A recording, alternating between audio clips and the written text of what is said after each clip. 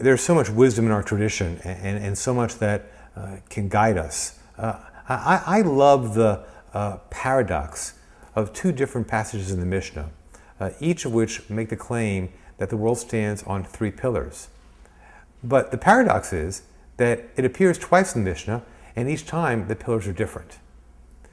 So one question is, what three pillars does the world stand on? And we're told in one Mishnah, it's on Torah, Jewish learning, Avodah, some kind of service to God or encounter and dealing with the spiritual nature of life, and Gimul Chasadim, acts of loving kindness towards individuals, and I would add to that acts of social repair to deal with problems in the world at large.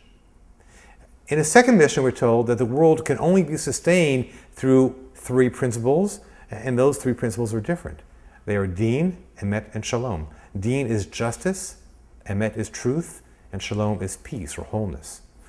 So I've also asked myself the question, what's the difference between the two Mishnahs? What is it trying to teach us? It's not just a coincidence. And what we realize is that the first set of principles is about how we need to conduct our individual lives. There needs to be learning, there needs to be a understanding of God and the transcendent power in the universe. There needs to be an obligation to give of oneself to others and to the world at large.